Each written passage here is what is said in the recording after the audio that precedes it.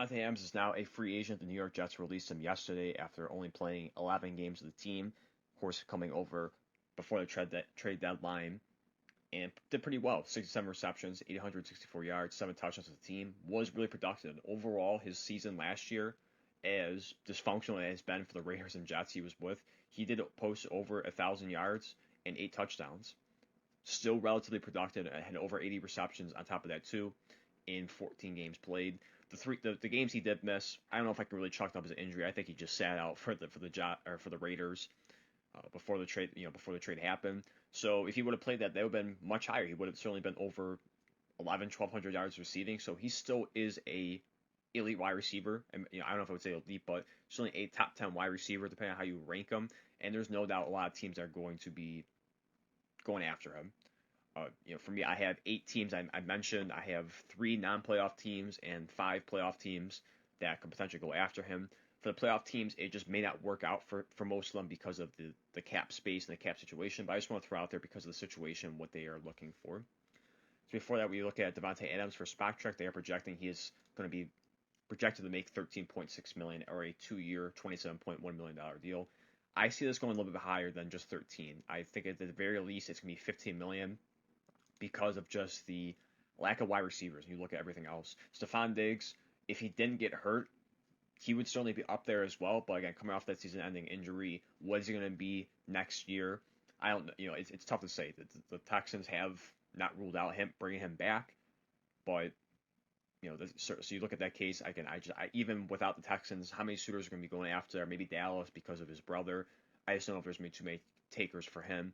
Keenan Allen, going to be approaching 33 soon. Again, didn't have a horrible season. Had an okay season, but he already mentioned that it's either Chicago or the Chargers, so it's kind of ruled out. Amari Cooper really did not do too much come over to Buffalo. I think people reporting he had a wrist injury, but still, I think overall did not live up to the expectations of giving up a third round pick. Had some flashes, no doubt. Made some plays, made some great catches, no question about that. Watching him, but overall, I don't know if I see Buffalo bringing him back because of the money as well. Chris Godwin looks like he's going to be returning to the Tampa Bay, so he's off the board. I would say he would certainly be up there with Davante in terms of his for his services, being one of the few players under 30, just turning 29 years old, but injury problems as well. Eagerly on the list. Brandon Cooks, I don't think is just past his prime. Deontay Johnson, it's just him being, going back and forth from any team, being cut, released, attitude problems. And you can just go down the list of all of them. So Davante Adams to me is no question, the undisputed, clear-cut number 1 wide receiver in the free agency, and he will be asking for a lot more money than just 13.6. Again, I think at the very least 15 million, maybe even much more than that. So going into the teams that I have on here, and I'll be showing you the cap space, and again, this could all change coming up soon with teams releasing players, restructuring, and so forth. So the cap space could look differently in an upcoming week and where it lands for better or worse. So we're going to start with the non-playoff teams. The first one I'm going to mention is the New York Giants. As you see right now, they are 12th in the league with 49.3 million. This is kind of feeding into the factor of the reports of the Giants targeting Aaron Rodgers. We saw, of course, they wanted to bring the reunion back with the Jets, and there was good chemistry there, as there always been with the Packers in their tenure there. Again, you look at Davante, what I talked about. He put up great numbers in 11 games, in my opinion. Great numbers. So you look at the Giants, if they do bring in Aaron Rodgers, I think that is only the key to this. If Aaron Rodgers isn't there, I don't know if he would go to the Giants. Maybe he would, but if Aaron Rodgers is there, certainly is a factor. No question about that. Again, they try and keep that duo together. And you look at the Giants right now; they are in a must-win situation with Brian Daboll and the GM. It's been horrible since their first year when they kind of shocked everyone going to the playoffs. It's been downhill since, and I certainly did not make it look any better in the Hard Knocks offseason with the handling of Saquon Barkley and everything else in general. This is a must-win season. They have to. I'm going to go as far as they have to make the playoffs, at least.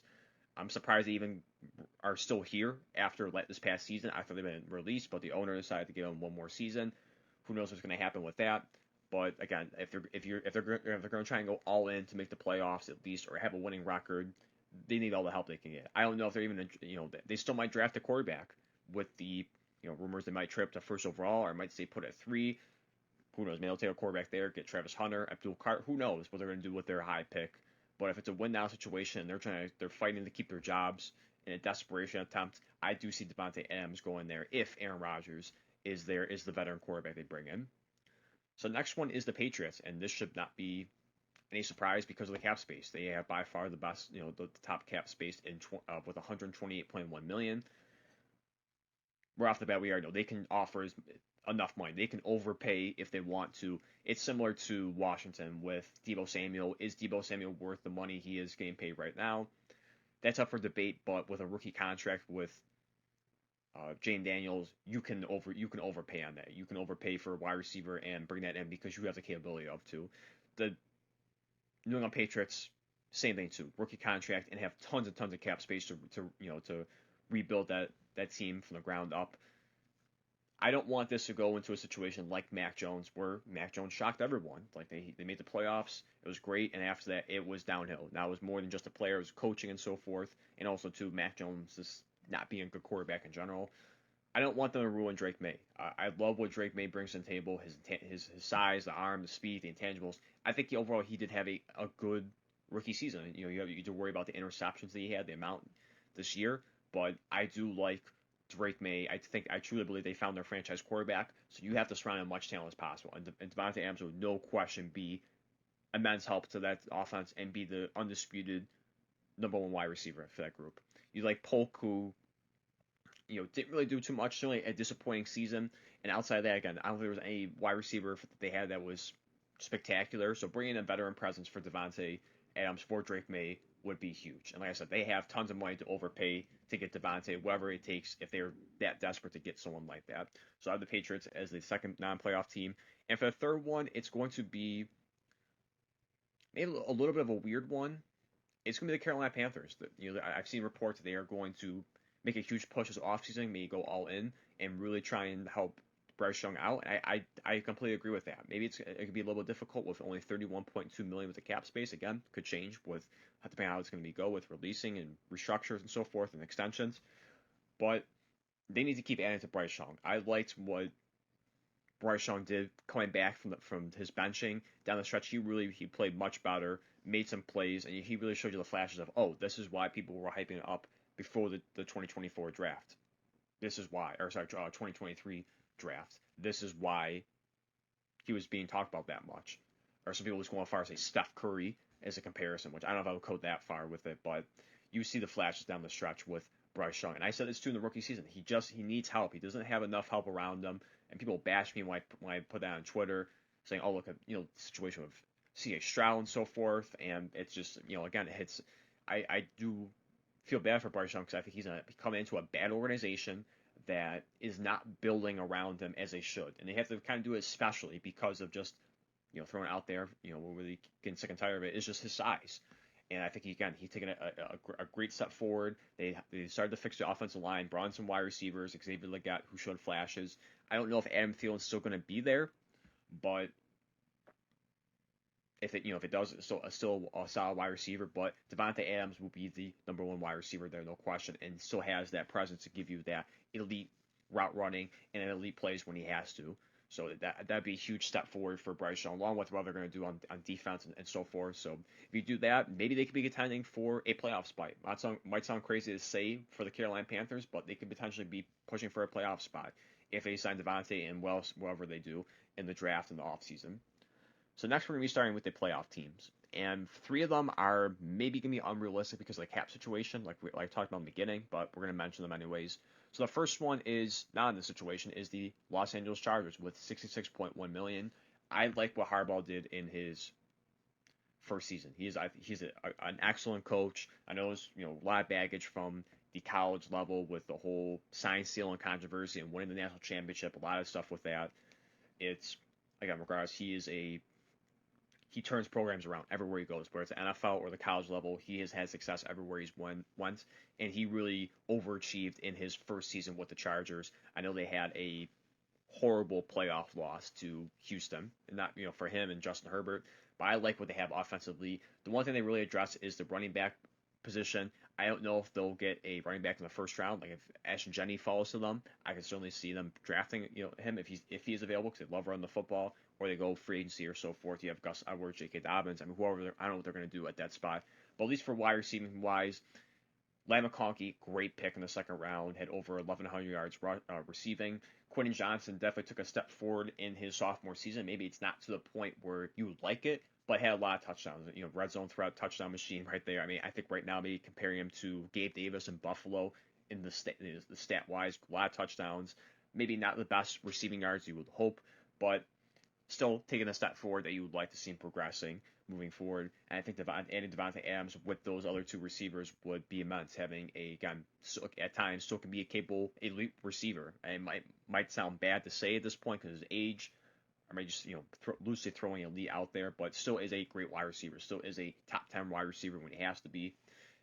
I think that'd be a huge step forward for this Chargers offense and this team in general going into the playoffs once again. I'm not saying this is going to make them a Super Bowl caliber team. They're going to go all the way, but certainly put them in a much better position in year 2 for the Harbaugh era.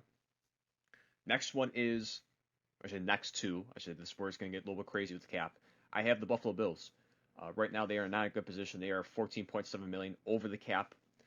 I do view this because of what we talked about with some of the non-playoff teams. They don't really have a true number one wide receiver. Even with the other teams you mentioned, like the Giants have Malik Neighbors, so you can pair him up greatly with that. Anything like that, you can pair him up with Patriots. Not too much there, so it's kind of a similar sense with Buffalo. But I do like Khalil Shakir. I think he's an underrated wide receiver in what he can do. Certainly a clutch player when he has to, and makes great catches. Even though a lot of them are towards like the line of scrimmage and short passes, but still plays well. They just signed to a long-term extension, so you have that lockdown. Outside of that, you don't know what else you have outside of that. Keon Coleman, I did like early in the season, did show flashes, but just couldn't really bounce back after the injury he suffered against Miami. And Brandon Beane kind of called him out on that. So you hope that he can progress there as too. You look at Curtis Samuel, bad signing.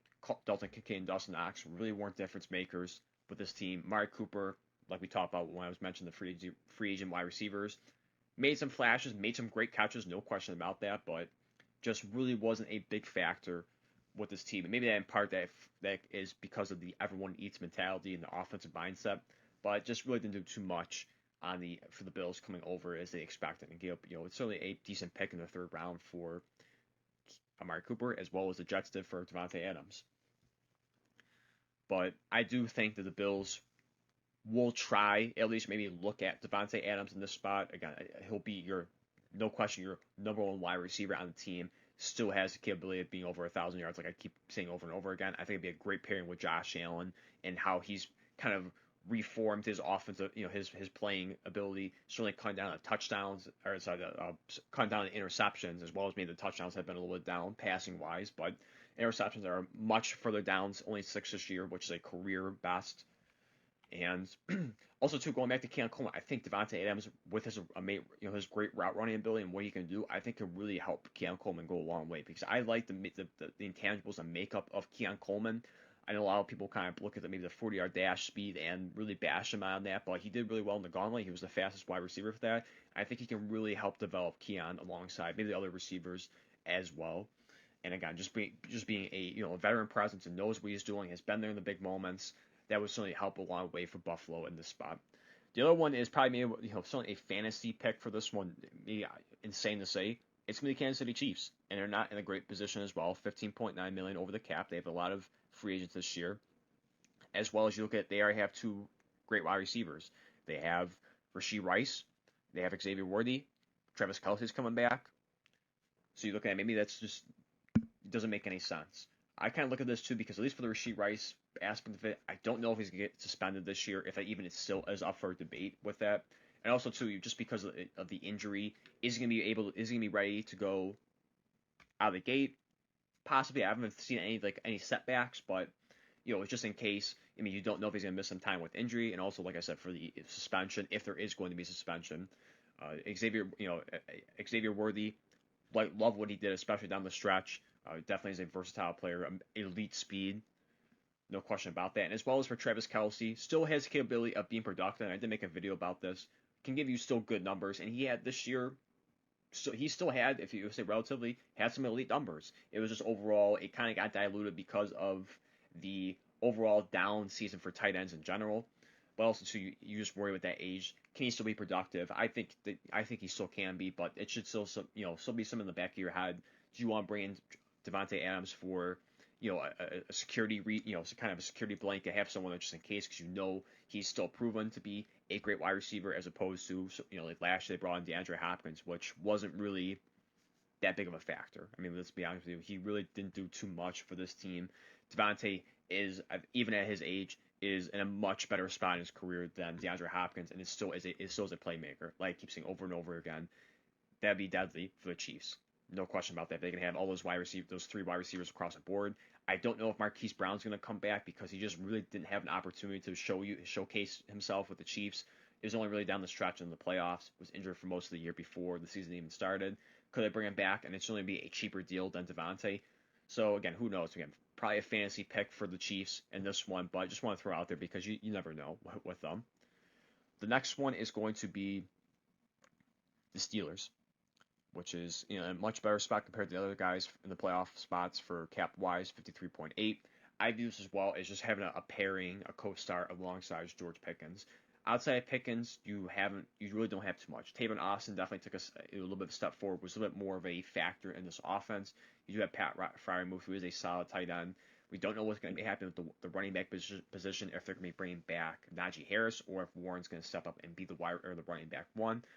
But more importantly, it's for the quarterback, whoever that may be. Fields, Russell Wilson, Aaron Rodgers, a draft pick. I mean, who knows at this point what's going to be all across the board. But regardless, they need more weapons on the offensive side. It was hard to watch down the stretch. A lot of field goals, couldn't do anything. And we all figured that too once the playoffs started and they ran into the Ravens, the wild card. It was a mismatch. I mean, the Ravens were just far more dominant, especially offensively, have far more better playmakers on that side of the ball as opposed to the Steelers outside of Pickens. And again, I think I would love to have a co-star and see Davante and Pickens alongside each other on the same lineup. That would immensely help Pickens and his stats and his development, and take some pressure off of him, as opposed to him just being the number one wide receiver. That could be a knock if for me taking a shot at Pickens, saying he isn't a wide receiver one, but I think for right now you need some help alongside Pickens and help him. And certainly Davante Adams, no question about that, would take the pressure off. At times would probably be double teamed as well, and free Pickens one-on-one. And also too for Tavon Austin, he's your wide receiver 3, speedy wide receiver, that can certainly open things up for him as well. For the quarterback, like I said, it's early signs look like maybe Justin Fields at this point, so you never know. Fields did have DJ Moore for that one season, and he hit over 1,400 receiving yards, so it's not like Fields can't throw the football. I'm not saying he's an amazing thrower or an elite thrower, but DJ Moore still had a great season with them, so the same could be for Davante Adams if he came over here, or for Pickens because of Davante being here. So, and also too, you look at the division itself, excluding Cleveland, of course, Baltimore and Cincinnati, what they have up there too. You have to have that offensive firepower to go head to head with those guys. And if you want to actually do something in the playoffs and not just be comfortable and good enough of making it and getting blown out on the wild card or embarrassed and actually winning a game, that's certainly a possibility of getting at least a playoff win in the wild card for the Steelers. And lastly, speaking with the division staying up there, is the Baltimore Ravens. This one, standing to, probably not likely because of the cap situation, but I do think they would try and push for this with only 10.8. This would be a great pairing. I do like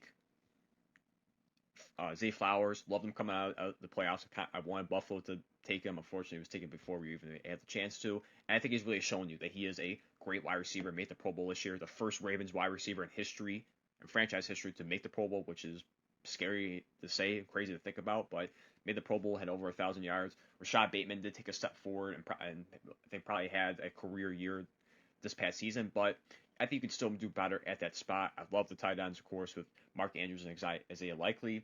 This to me is the final piece offensively for you to really say, okay, we can go over the top with this. We can make the playoff push now. We have two great wide receivers, and especially in Davante Adams, we have Derrick Henry, who's still going to be a monster going to his last year of his contract for the Ravens. Lamar Jackson, MVP caliber quarterback. And again, you look at all across the board. Maybe they'll focus a little bit more on defense a little bit, but still has a good defense to go against teams.